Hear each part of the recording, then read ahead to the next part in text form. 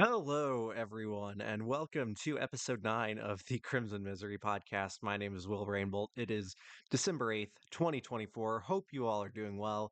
If you are listening on Spotify, Apple, or wherever you get your podcasts, rate the show 5 stars, follow along, and then if you are watching on YouTube, subscribe to the show, like the video, and leave a comment below. You can also email the pod at crimsonmiserypod@gmail.com. We have a lot to get to today. A lot of it not even really about college basketball, even though I'll still be breaking down some action that happened this week after the episode on Thursday. But I wanted to start off with the college football games that happened yesterday. The championship games for each conference. The selection show was today, and we have our bracket. We have our bracket. So in terms of the games that happened, the big ones that happened at least. Arizona State beat the brakes off Iowa State. They absolutely dominated that game. It was a bit close early on, and then Arizona State. Kenny Dillingham has just done a fantastic job with that group, and I I really I think they showed that they deserve to have a bye with the current format. There's a lot of discussion about the way the playoff is structured, how that can change maybe in the future. Will we get four more teams in the playoffs so we can get Alabama in as well as they continue to struggle? But no, but I think Arizona State did deserve that bye because they had just shown that they really have been one of the best teams out of in the country and the best out of the Big 12, obviously. Not Colorado, and not BYU, and obviously not Iowa State. So you have Boise State defeating UNLV. That was pretty expected. Ashton Jeanty, what more can you say? It's between him and Travis Hunter, obviously for Heisman, but man, that's I wouldn't want to make that call. I really wouldn't. Um, then you have Georgia defeating Texas. Carson Beck got injured in the first half at the end of the first half on the final play, and you I thought that was gonna be it. Especially, it was such a sloppy game that I want it, like, so many points in that game made me want to like gouge my eyes out because they just did not play well. You have Gunnar Stockton coming in and provided Georgia a bit of a lift. Both teams kind of exchanged some blows in the second half, and then Auburn from Texas hit the game tying field goal to send it into overtime. It's the second consecutive game that Georgia's played in overtime. They played Georgia Tech in that 8 overtime slugfest. I should say sludge fest, not slugfest, but you get what I mean. Georgia ends up winning, stealing the SEC bid, knocking Texas down to not getting a bye. They are hosting still, but they'll host Clemson, who won the ACC championship over SMU. SMU was down 17 in the fourth quarter and ended up coming all the way back against Clemson, and Clemson got a pretty good kickoff return with 16 seconds left. I think once that happened, there were about 9 seconds, and that's all they needed. One play got them about 15 yards, and that was enough to set up a 56-yarder from a guy whose previous career long was 51. And Clemson's in. The Clemson is in. And then the final game was Oregon and Penn State. Penn State is a really, really good football team. Um, Oregon is just leagues above everyone, especially offensively. Defensively, a little bit of question marks there, but they're just insane offensively. So it is Oregon will face the winner of Ohio State and Tennessee. Uh, I'm not going to do predictions, but like I think um, whoever wins that Tennessee Ohio State game, I think Oregon will win regardless. But also, I I hope it's Tennessee. I hope Tennessee wins because Ohio State is just insufferable, and um, I think Ohio State fans would agree that the Ryan Day era should probably be ending at some point. So maybe they're on the same page with me here. Um, Clemson and Texas. See, while I think Texas has a good opportunity to win, especially with them hosting, they just didn't look good. Quinn Ewers did not look great in that Texas game or Texas Georgia game, and Clemson actually looked pretty competent offensively, at least in the first half. So I think Clemson can get off to a pretty good start. I think it's going to be a close one, um, but I think yeah, I think Texas will end up pulling it out, but we'll see about on that. Indiana Notre Dame. Indiana's in. Indiana's in the playoff. Oh my goodness. Yeah, 11-1. What else can you say about the job Kurt Signetti has done in year one in his tenure at Indiana? And the fact that they're facing Notre Dame. Notre Dame is a very good team, but they also did lose to Northern Illinois at home.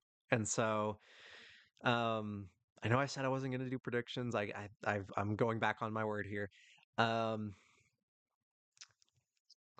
see look my Notre Dame just they also struggled against a very mediocre Louisville team at home. And so while I want to pick a team like while I want to pick Indiana because they're my alma mater, I'm gonna go with Indiana. Screw it. I'm going with Indiana. And then SMU, Penn State. Penn State. They looked pretty good against Oregon, even in a loss. And I think SMU they should be in over Alabama, which is like I'm gonna get to that in a second. I'm gonna get to the ESPN, um, uh, whatever that selection show was, and but I think Penn State overall has this game. Drew Aller looks really good, and they have a really good supporting cast offensively, um, and I just yeah I think Penn State really I think they've got this one, so yeah I think with that it'll be Tennessee Oregon, Texas Arizona State, Indiana, Georgia, and Penn State, Boise State.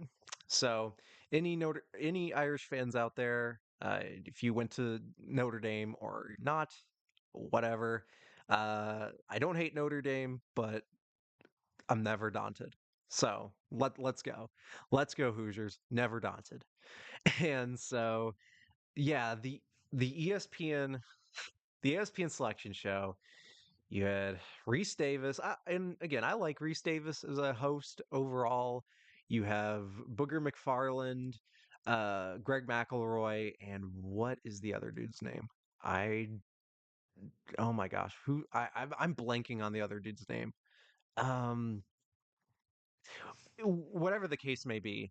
Um, and I actually like my opinion on Booger McFarland has grown quite a bit in the past few years, especially like going from being a Monday Night Football announcer to just like um, Monday Night Football, uh, and also with like Chris Berman, and then with college football, and just being like an analyst of sorts. Like Booger McFarland really does well in that role. I think.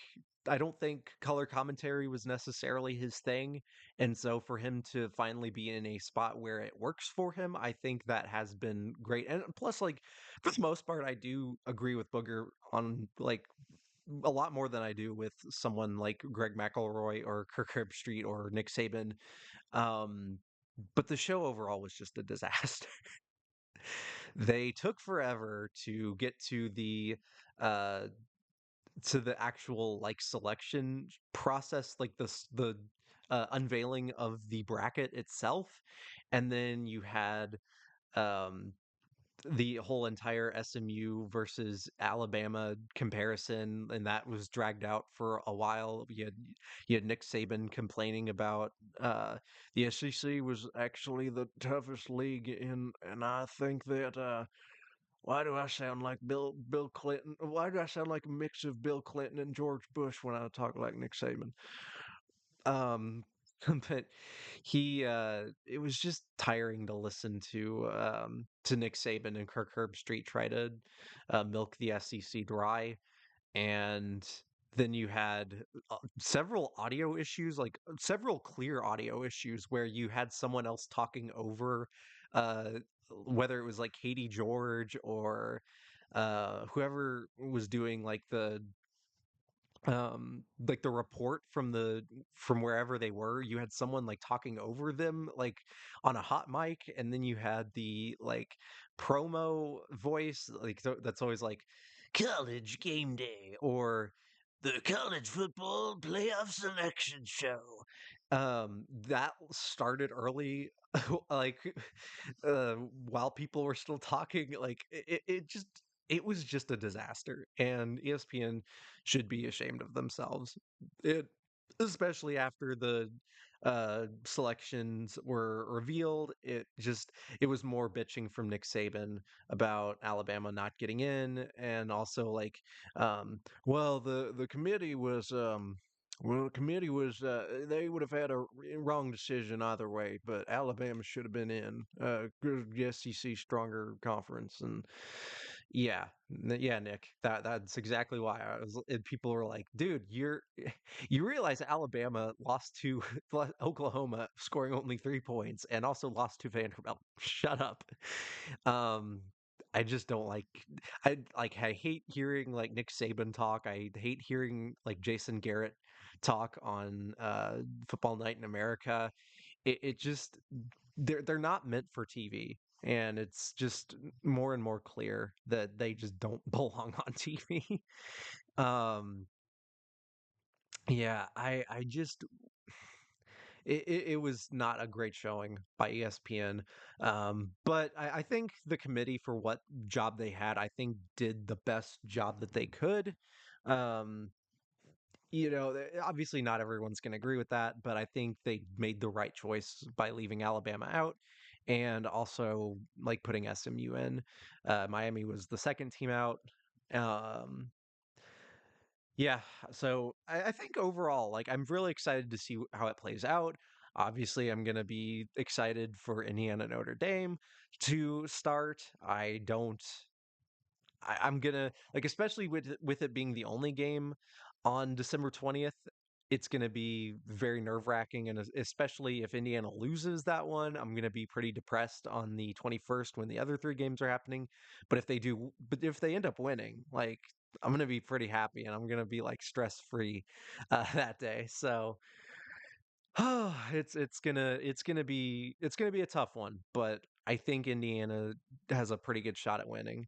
So with that being said, let's actually switch over not to college basketball, but to baseball of all things, because to I want to give an ode to a very special person here, and that special someone is Jon Heyman. And I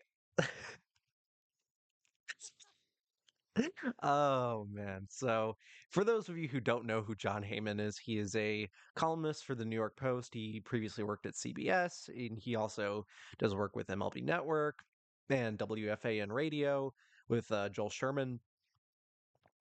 Very well known in the baseball circles community, and also is a very memeable guy. Last year, he had an infamous tweet where he announced Aaron Judge going to the San Francisco Giants, where he infamously misspelled Aaron Judge. He called him Arson Judge. Um, which led to a lot of ridicule and memes that have spread across the baseball community and have still been quoted to this day. Um, that's pretty much what he's known for. Also, what he's known for is a tweet where he said back in 2013, where Jon Heyman, back when he worked at CBS, uh, had a banger of a tweet. It was July 7th, and he tweeted out, huge home run by Adam Jones, former Baltimore Orioles center fielder. Simply AJ10 at Simply AJ10, 2-run shot off Mariano Rivera, one of the greatest closers, probably the greatest closer in MLB history. Like, uh, guy second would be like Trevor Hoffman, but yeah, Mariano Rivera, best closer ever. With one out in the ninth for 2-1 O's lead. Hashtag huge tits.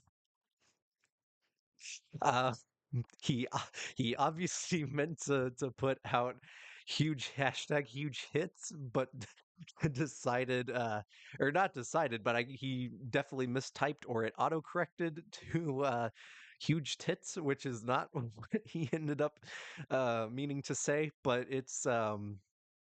it is hilarious to like go back and look at this banger of a tweet from Jon Heyman, like prehistoric footage of Jon Heyman before the arson judge incident, and he's getting a lot of attention now because of an interview he did.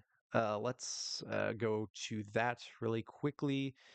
He was talking about he was on Keith McPherson's show where he was talking about like the different trades that were going down, the free agents, and basically he has John Heyman, notably a closer relationship to a player agent named Scott Boras, who Keith McPherson, this radio host guy, was joking about while John Heyman was on his podcast or his radio show.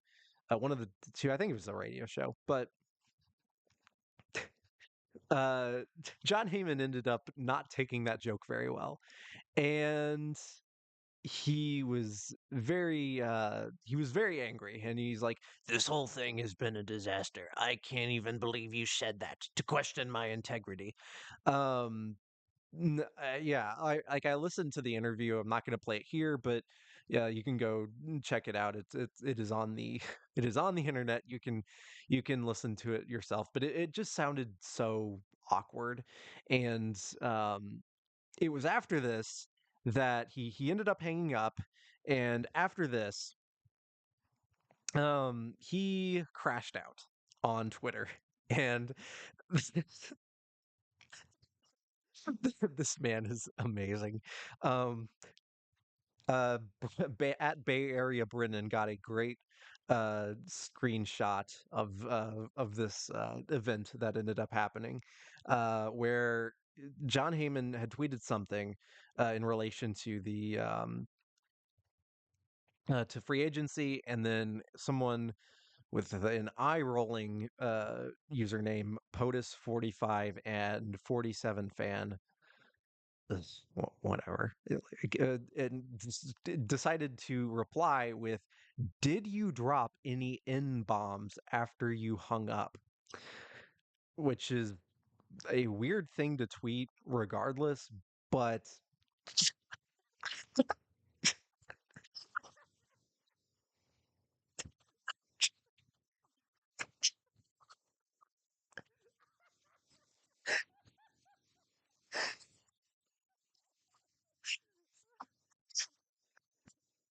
oh, shit. Oh my God. John Heyman replied to this guy saying after. So he replied to a tweet that was like, "Did you drop any N bombs after you hung up?" After. And someone, Steven Risotto, replied to that saying, "John, delete this, LOL." John Heyman replies to him saying, "I would never use that word. I You ready for this? You ready for this? I thought he said F bombs." John, it clearly says N bombs. not F bombs. What are you doing? And then Giants SF Central says, "Sir, no offense, but there is a massive difference between the letter N and F." And John Heyman replied to that tweet saying, "That guy faked that." What? Faked what? Like, yeah, eye rolling. Like, I mean, John Heyman works for the New York Post, so like, you can kind of like make assumptions about his political affiliation. I don't know what John Heyman's political affiliations are, but the New York Post is a pretty right-leaning publication, so I don't want to assume anything, but clearly that guy faked that. Did you drop any N bombs after you hung up? Like yeah, that's a pretty bad question to ask, but you reply to that tweet saying after as if you like read it and then were like, "Oh yeah, that says F bombs." Like, well, what? Like, I get it. Like, we all sometimes like misread like things and have a reaction to something that we possibly don't mean, or we misread something so we type out something different than intended, and then we look back on it and we're like, oh, that's what it said. Like, but that's what like it it also leads to situations like this where you're like, you probably should have read that over a little bit, John. What? Oh my god, this is so funny. Yeah, John Heyman and a guy like Bob Nightingale, who is also another uh baseball writer and tweeter that also like has been known for a bunch of like mistypes and errors in terms of like tweeting. He's also been known for um tweeting one thing and then the opposite of it ends up happening. So it's led to a lot of very very quotable moments. A lot of them you can find on the podcast Effectively Wild, which my uncle uh was basic was is very big on, and like he brought me into it, and so I like listening to Effectively Wild, which is a baseball podcast on Fangraphs, and they have an episode 1932. uh yeah, so the best of baseball Twitter, and you can find a lot of tweets uh, from baseball Twitter. It is one of the funniest episodes I've ever uh, listened to in my life. So if you all want some humor in your life, go to Effectively Wild episode 1932. They're on Spotify, Apple, wherever. Um, One of the greatest tweets that didn't end up making that was one Adam Wainwright. He is a former Cardinals pitcher, my favorite team. Loved watching Adam Wainwright for most of his career, um, but even he was he even started pitching before I started watching baseball. But I was also like talking strictly about the latter part of his career where he was not as good, but then got better for a while, and then his last year kind of went off the rails. So he did get to 200 wins though, and he is currently a an announcer, a color commentator on Fox, which is hilarious to me looking in retrospect at this tweet. Uh, this was October 8th, 2015. So the Cardinals that year made the playoffs. They lost to the Cubs in four. Yeah, four. I remember that series well. It's burned into my very poor, gutted heart. Um, but it was like the last year the Cardinals were like a powerhouse team. So it is what it is. But after they got eliminated, so I'm pretty sure this was during the either the late ALDS or ALCS, which would have been Kansas City versus Toronto, if memory serves. Yeah, Kansas City, Toronto, and Adam Wainwright at MLB on Fox, which is where he works now, by the way, at MLB. I sh- I shouldn't have to I shouldn't have to turn the channel every single commercial break because of erectile dysfunction ads. Millions of kids watching. He's got a point. Let me just say this. He's got a point. But it's just hilarious to me to see this guy who was like in the prime of his career at this point. I think he was hurt most of that year, but like was still looked at as one of the best starters in baseball. Just tweeting out his disdain for erectile dysfunction ads. Um, yeah, it's uh, that's one of the greatest. That's one of the greatest tweets I've ever seen from a baseball player. Um, Yeah.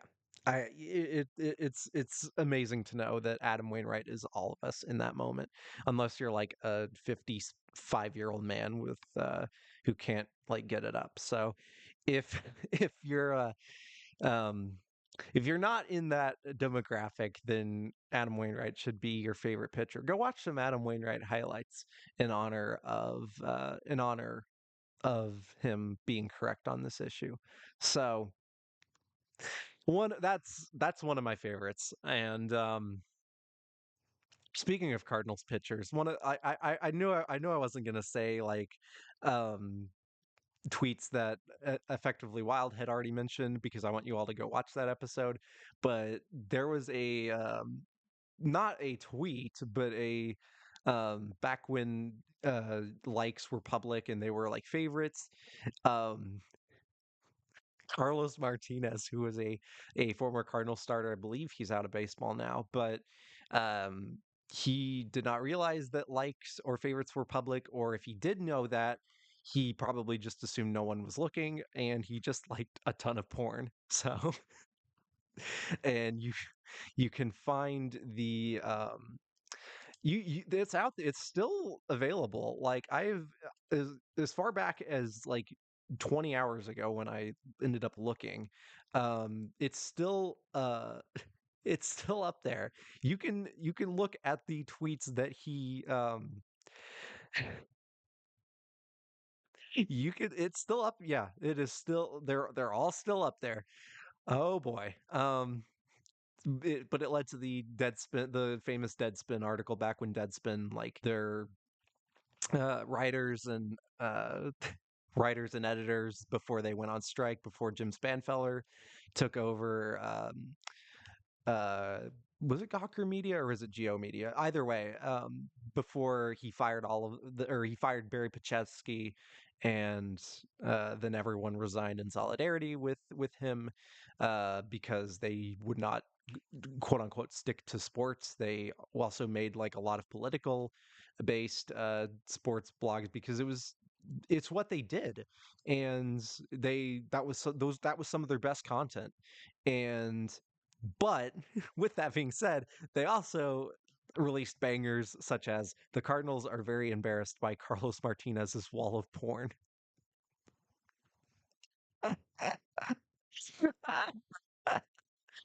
Oh, Jesus Christ. And then also Carlos Martinez's Twitter favorites, a big old wall of porn.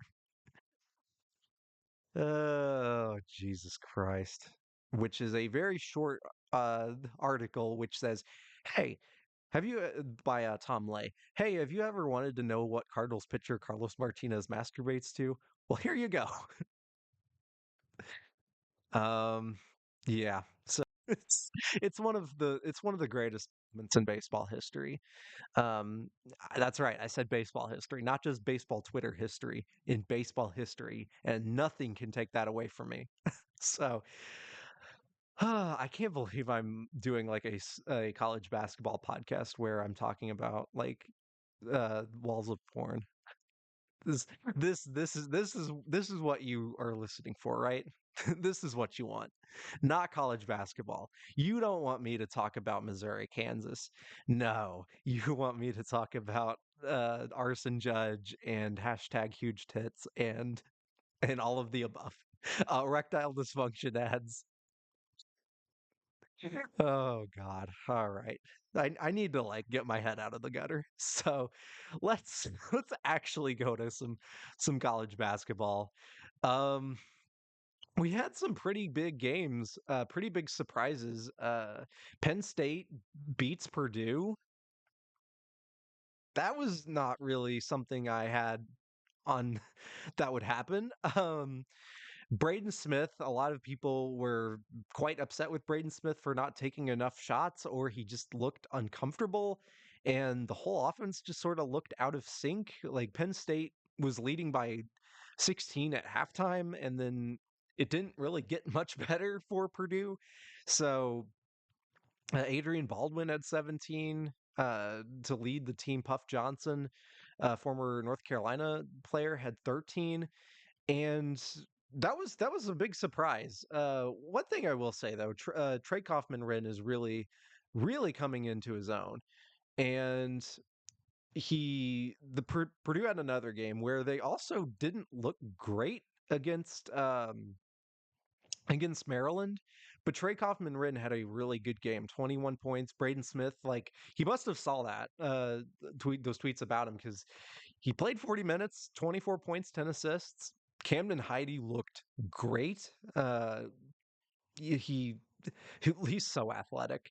Um, and they're going to need a lot of production that is going to be making up for the absence of Daniel Jacobson, and that starts with obviously their starters playing better, but then their bench needs to also get better. Like Caleb First and CJ Cox played 11 minutes, had 0 points.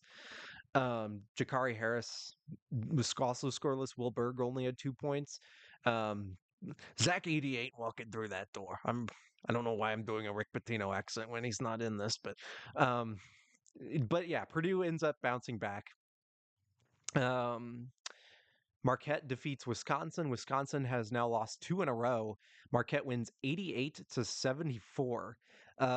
Cam Jones 32 points. So I think Marquette is fine after losing to Iowa State because they looked really good.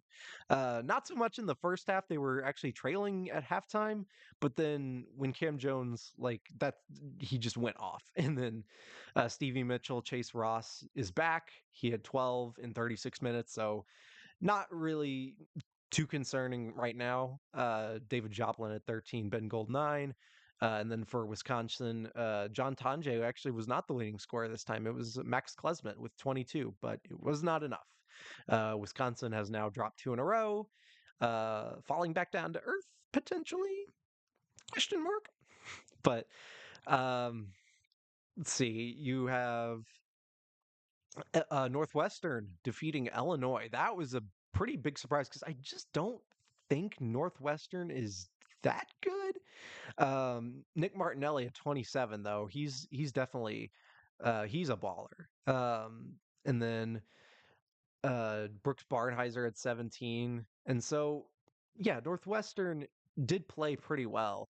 Um, and then Illinois just didn't get like great games from they did from Ivisic with 15, Tomislav Ivisic, and Yakuchonis with 20 and 10. But Northwestern ended up fighting back, and they won in overtime, 70-66. So for Illinois, that's going to be. We'll see how that ends up working out for them. So before they end up playing a team like Tennessee, which Tennessee has both Miami and Illinois next week. Um, So we'll see what ends up happening. But yeah, this could be a big week for Tennessee uh to prove like they're deserving of the number one ranking in the country. Oh, and also they face Wisconsin, so another big game in the Big Ten. Um, so yeah, Wisconsin and Illinois, that's another one to look out for. We'll see if Wisconsin can possibly bounce back. And I mean, speaking of well, a visit his brother played for Kentucky. He now plays for Arkansas. But Kentucky and Gonzaga, um, oh my gosh, Gonzaga blew a 16-point lead to Kentucky. who by the way did not have Lamont Butler, who I said was like a key to their offense looking like actually fluid. But Kentucky wins in overtime, 90-89 over Gonzaga. Graham Ike had 28 and 11. Ryan Nimhart had 13 and 10 assists. But it was so even, especially like, I mean, neither team like really stood out in a particular category. It was all very even. Like both teams had 17 assists. Defensive rebounds 27. Offensive rebounds, Kentucky had one more. Um, Free throw wise, Gonzaga, I guess if you wanted to pick an area, free throw shooting was a bit lackluster for Gonzaga, but they also hit two more free throws than Kentucky did. Um, they attempted six more free throws, but turnovers were pretty low. Nothing really stood out like overall. Like if you just look at the stats of this game, neither team really did like a ton better than the other one. But Kentucky played better in the second half and got that 16-point lead all the way back. And you have Jackson Robinson who had some huge plays. Mari Williams and Andrew Carr had big games. Brandon Garrison off the bench with 10 and 9 rebounds. That's big. So I guess if there is an area like um but again, Ben Gregg had 14 off the bench for Gonzaga. So it's like that was such an even matchup. And Kentucky, under Mark Pope, has already beaten Duke. Now they've beaten Gonzaga. And this was after losing to Clemson on the road. And you go up to Seattle and you beat Gonzaga, not in the kennel, but still like beating Gonzaga, period, is a difficult thing to do. And the fact that they did it just shows that Kentucky is like still a legitimate like team to be reckoned with. I cannot say enough about how good of a job Mark Pope has done in his first year at Kentucky. And that pains me to say as an Indiana fan, but like I got to be honest. Like they look really good. And it's so much more pleasant to watch too than under John Calipari. Like you look at Arkansas, and I've seen a few of Arkansas's games this year, but it just looks like the same Kentucky offense that was present for the past 3 seasons when Calipari was at the end of his rope, essentially. And Kentucky looks so much better. Knocking off Gonzaga is not an easy thing to do, and they did. So Gonzaga, losers to West Virginia and now Kentucky. I still think they're fine, but may not be as dominant as people thought they were after, especially after that gigantic win over Baylor to begin the year. Um, yeah, cannot say enough about how good Kentucky has been to start this year. So even with the loss at Clemson, that shouldn't really be a knock against them because Clemson's not a bad basketball team. Um, and then today we had Kansas and Missouri. I said Kansas would lose to Missouri last podcast, and that is exactly what happened. And I cannot be happier for Tamar Bates, former Indiana Hoosier, 29 points. Mark Mitchell, transfer from Duke, had 17. Tony Perkins had 8 as the starting point guard. Josh Gray hit a huge, it was ruled a 3, but later ruled a 2 to like help Missouri keep their lead because Missouri at one point led by 24 in this game. And a lot of the broadcast was mentioning that 2012 game. Famously, I think Vern Lundquist and Clark Kellogg were on the call on that one on CBS, if memory serves. But yeah, that was when Missouri had like a 19-point lead and blew that game. I talked about it before on some of the best overtime games, but Missouri at a 24-point lead, Kansas cut it down to 3 at one point, but then Missouri just had, they got better looks down the stretch and finally were able to hit shots. They made their free throws, and Kansas blew like 5 layup opportunities. Hunter Dickinson had a couple bunnies that he missed. He had 19 and 14, but overall just for like the second consecutive game, just did not look that good. Um, Yeah, AJ Store only having 2 points. Zeke Mayo had 4 points. Um, yeah, what I said that this team reminds me a lot of last year's Kansas team, where the depth really is not as good as people think it could be, and that's looking like the case. Um, because again, for the second consecutive game, it's just like Hunter Dickinson is just a statue. He and he's not a statue in a way like Dikembe Mutombo is with like great athleticism. He has like almost no lateral movement. He can't really he doesn't help all that great. He is late on a lot of contests, and that led to a lot of Missouri players, especially with guys like Bates and Anthony Robinson, sort of driving in and beating him to the spot. And you also had Mark Mitchell for Duke hitting a clutch 3-pointer near the end of the game. And yeah, Hunter Dickinson looks bad. I also saw like some Missouri fans flipping him off, which was really funny to see. It was really a throwback when the broadcast mentioned Marcus Denman, who in that same year in 2012, Missouri won the first meeting in Columbia, where Kansas was actually leading by like 10, I think, and then Marcus Denman had like this huge run, former guard, like slash forward, where he hit like three threes or and just had a great game to lead Missouri back to the win in that one. But then Kansas turned right back around and won the next game in that year. So that was Missouri's first win since that game over Kansas. They had lost like 12 of the previous 13 against Kansas in a pretty one-sided rivalry, but they got the win here. They're 8-1. Dennis Gates has brought this team up from the transfer portal again, getting guys like Bates and Mitchell and Tony Perkins. Um, the only losses to Memphis, so Missouri could be pretty good in a pretty competitive SEC. We'll see, but also they could be another team along with Georgia, um, along with Vanderbilt, like teams that could possibly make some noise in a very competitive SEC. I could see like up to like 10 teams making the NCAA tournament out of the SEC. That's how good this league is. I remember that Big East year where UConn won in 2011 with Kimbo Walker, where they got like 11 teams in. And I think it could be a similar situation here for the SEC. Unlike in football, the SEC is actually pretty good in basketball. So, like, that's where you should be putting your focus on, SEC fans and Greg Sankey. It's dick. But um I've laughed quite a bit this this podcast.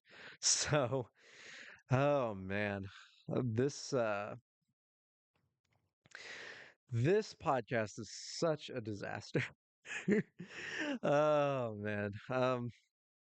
No, it's not a disaster. It's just me laughing a lot. So, when you're talking about Jon Heyman talking about female anatomy, like, or just human anatomy, like, you know, w- uh, you have an excuse to laugh every now and then. So, uh, yeah, UNC defeated Georgia Tech. Cool. I mean, I kind of expected that. North Carolina did need a bounce back game, and they got it here. So, but you'd think of beating a 4-4 Georgia Tech team.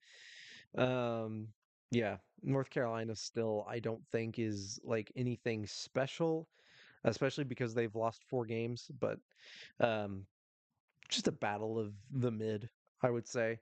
But North Carolina still has a lot of talent. So anyway, on to the women's side. Hope you all took my advice and watched uh the great slate on Thursday. Um I mean, first off, you have California beating Alabama, upsetting them. You also have LSU barely hanging on at home against Stanford. Stanford, who was leading by 13 at the end of the first quarter, and then also leading at halftime, too. So LSU really had to come back in this one. Michaela Williams had 32, Flau'jae Johnson had 21, Kalen Gilbert had 25. So those three for LSU pretty much won them the game because almost everyone else, aside from Anissa Morrow, who had 16 rebounds still, but like almost no one else like was scoring for them. So uh, yeah. Um, Nuno Gara had 29 and 13 for Stanford. Uh, but again, like I thought LSU was going to blow Stanford out, and that wasn't the case. So LSU might not be. I mean, they're still a really good team. Like they had to really fight to win this one, but LSU may have a few hiccups in the SEC. Depends on what happens. But North Carolina on the women's side just continues to produce one of the best defenses in the country. They knocked off Kentucky 72-53. Um, that this team's really good. They held Georgia Amore to 10.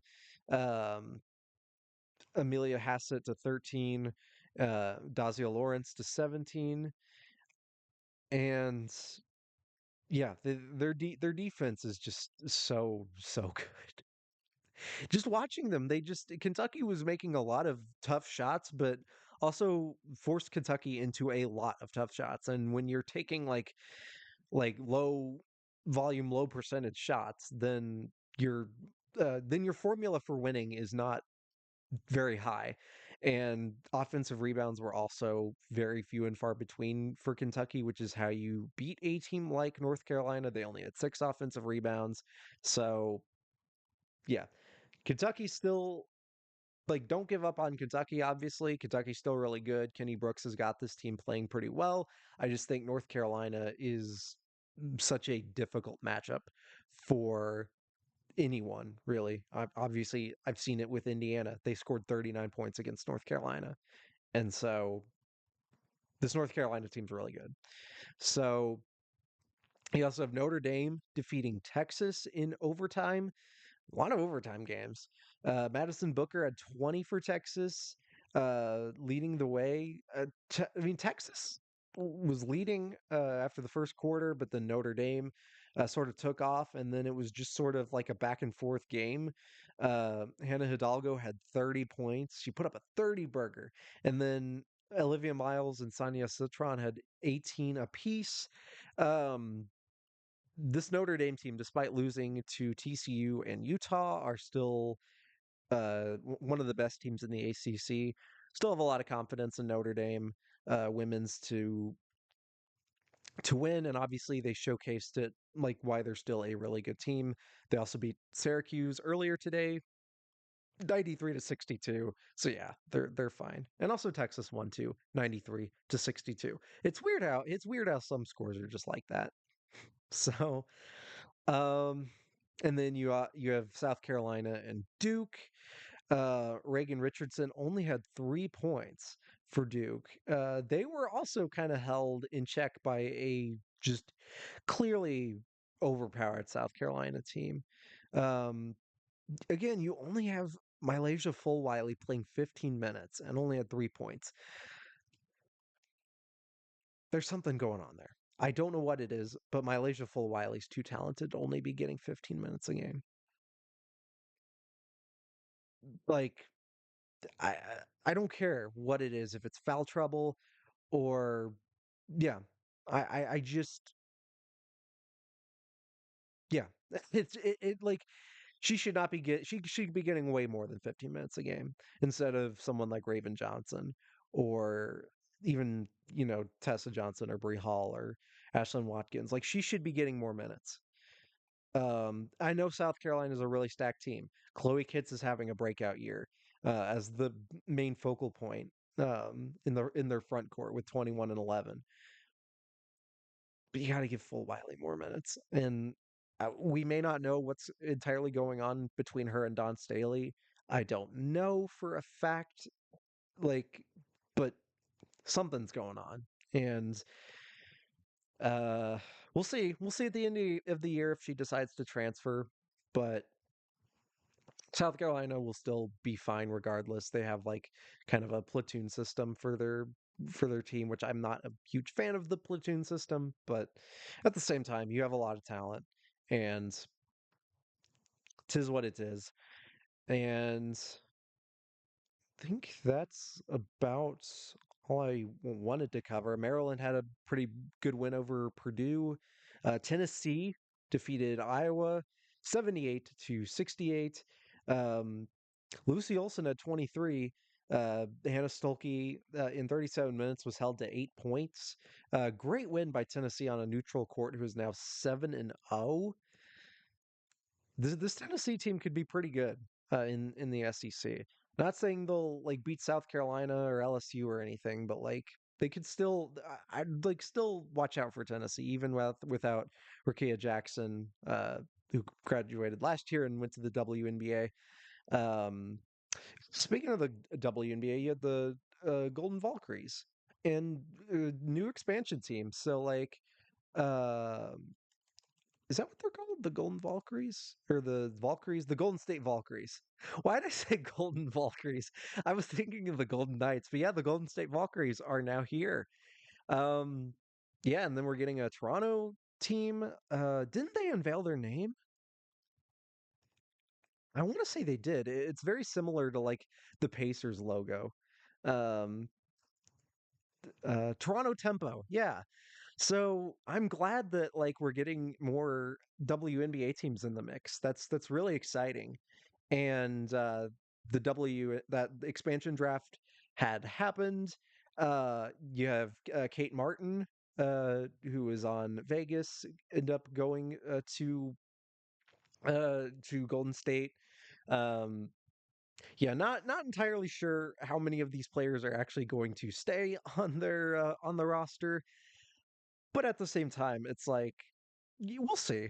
It's gonna be interesting to see what ends up happening, and then what we end up seeing with Toronto. They'll start playing in 2026, and then Golden State will begin play next year in 2025. So very excited also to see more players get opportunities at the professional level. Hopefully, with more funding and better salaries for players, it like allows especially for women's basketball players in college to get more of an opportunity and not have to like solely rely on like overseas leagues to make money in the winter.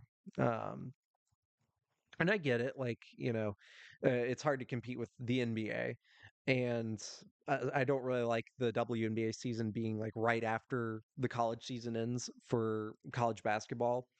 Um, but again, I get it. It's again, as I said, it's hard to compete with the NBA. But I am glad that like more roster spots will be available and more players will get an opportunity to play and to hopefully get paid more money. And yeah, that's really what I'm hoping for. Especially with expansion teams entering the fold. Hopefully, a city like St. Louis gets a WNBA team. Maybe Nashville. Uh, yeah, we'll see. We'll see what ends up happening. So, with that being said, is there anything more that I wanted to discuss? Mm, think so. Um, Indiana got uh went over Penn State, so they struggled with Southern Indiana, but then ended up playing a pretty good game. Caroline Striplin, transfer from Tennessee, had 29 points on a perfect day shooting. So they're 1-0 in the Big Ten. Trust Terry Morin. Um, I still like without because they're without Sydney Parrish and Lene Beaumont, which is a bit of an issue, but at the same time, they're playing decently well for a team with injuries. On the men's side, Minnesota at Indiana. Uh, Minnesota does not look that good, but also Indiana has a ton of problems. It's a game Indiana should win, but I just think it's going to be like way closer than it should be. 75 to 68 is my is my prediction for that one. So I'm a little more focused on college football, especially now that Indiana is in the college football playoff. Um, but I'm still keeping an eye on college basketball, obviously, because this is a college basketball centric podcast. I'm also doing this while NFL action is happening. Uh, so looking at some of these scores, Jesus Christ. The Buccaneers are now in first place in the NFC South. Eagles barely scraped by the Panthers. They won by 6. Ugh. Jaguars beat the Titans 10-6 in a tank bowl. In another tank bowl, you have the Saints beating the Giants 14-11. Oh my God, I'm glad I did not watch a single second of that one. Jets and Dolphins are in overtime. Wow. Wow. Aaron Rodgers actually having a pretty good game. 30 under 39 yards. Is that like a season high for him? Um, who even knows? Who even knows? Um, yeah, Steelers beat the Browns. They are now 10-3 on the year. Mike Tomlin, just give the man just like all the credit in the world. This man knows what he's doing. Never had a losing season, and has just continued to make the Steelers a contender, even when you would think that an organization that is like, especially during the tail end of the Ben Roethlisberger years, you'd think that like they would start tanking, especially once he retired. But Mike Tomlin does not know that word, and he was rewarded this year with a 10-3 record, and the team just looks really good. I know it's the Cleveland Browns, and I know Cleveland did beat Pittsburgh earlier this season, but like 10-3 is 10-3. And yeah, we'll see what happens, but we have some more games happening. Oh yeah, the Vikings beat the Falcons. Yeah, I already touched on that. Ugh, ugh. I mean, the Chargers and Chiefs are pretty much like the only game I'm interested in. Bills and Rams, I just think the Bills are gonna win that one, and then Bengals Cowboys is such an eye roller. You have like that's like the Simpsons uh game cast or whatever. I would look I when I was watching with my uncle, who I live with down here. There were a couple commercials on ABC for like the Simpsons crossover with the NFL with that Bengals Cowboys game, and the graphics they ended up using, just like with that VR and whatever, it looks like nightmare fuel. It like I was talking to him and I was like, this looks like my sleep paralysis demon. And oh yeah, it was bad. If you want to look if you want to look at that, um, ugh, man, it's or don't maybe. Um, yeah, I see anything else. I guess I should give a bit of an update for the. I mean, the Blues lost. The Blues and Pacers are like the other teams I pay attention to. Even though the Blues lost, they have been playing pretty well under their new head coach Jim Montgomery, who was fired by the Boston Bruins earlier. So their only other loss was to Philadelphia in overtime, so they got a point on that one, but they did not get a point in this one. They lost at Edmonton.